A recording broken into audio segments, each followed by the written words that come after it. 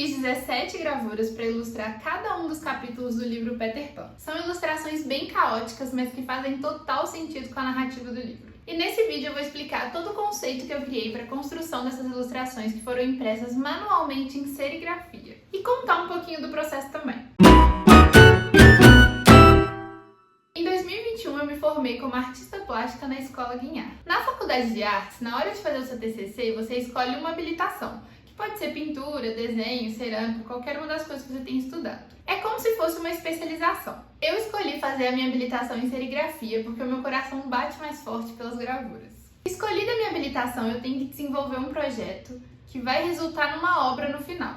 E essa obra eu vou expor na galeria da escola junto com os outros formandos. Além disso, eu também tenho que fazer um memorial descritivo contando todo o processo, apresentar e ser avaliada pela banca.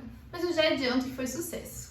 Se você já viu os outros vídeos do canal, você sabe que eu gosto de trazer essa temática de fantasia para os meus trabalhos. Que nem eu mostrei no livro ilustrado que eu fiz da Bela Adormecida e no meu trabalho do TCC da Faculdade de Design, que foi um livro juntando os universos de Alice e Peter Pan. E nesse projeto que eu vou mostrar agora para vocês, eu escolhi trabalhar com o texto do livro Peter Pan. Para desenvolver o conceito da minha obra, eu pesquisei muito sobre literatura fantástica, sobre imaginação e sobre percepção visual com foco em como as crianças percebem as imagens. E eu escolhi o universo do Peter Pan porque a Terra do Nunca é aquele lugar desconhecido, mas ao mesmo tempo estranhamente familiar. A narrativa se dá de forma tão natural que quando a gente está lendo a gente se perde no que é real ou no que é fruto da imaginação dentro da história. Na minha opinião, um cenário perfeito pra gente falar de fantasia. Então vamos lá, o que foi o meu projeto? Eu desenvolvi uma série de gravuras que ilustram o livro sobre a perspectiva caótica da imaginação de uma criança. Tem uma parte do livro que fala assim: mas olha o que acontece quando eles tentam fazer um mapa da mente de uma criança, que, além de ser confusa, dá volta sem parar. Então a ideia era que as minhas ilustrações traduzissem essa confusão, mas contassem a história. Na serigrafia a gente trabalha com camadas, né? Então a gente tem um suporte e a gente vai fazendo as impressões. Então para construir essas ilustrações, eu trabalhei cada uma das camadas de um jeito diferente para criar uma composição que representasse essa mente fantasiosa de criança. O primeiro ponto foi o suporte, o papel onde as impressões seriam feitas. Eu escolhi um papel listrado para fazer uma referência aos pijamas e, consequentemente, fazer uma referência à hora que as crianças vão para a Terra do Nunca, ou seja, na hora de dormir.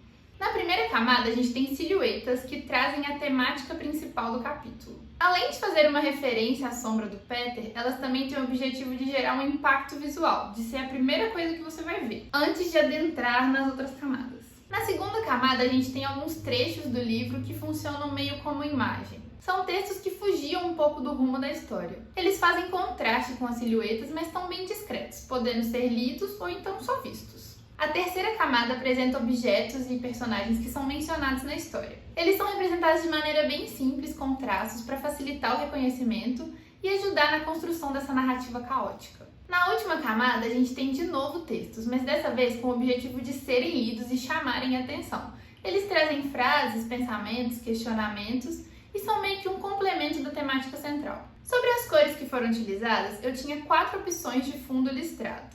Então, para cada um deles, eu criei uma paleta de cores específica com o objetivo de trazer bastante contraste entre as camadas. Na hora da exposição, eu coloquei cada uma das gravuras em cabides, para seguir com aquela ideia de referência aos pijamas. E os cabides foram suspensos em alturas diferentes para dar uma sensação de leveza e permitir que a pessoa circulasse ali em volta da obra e até no meio dela.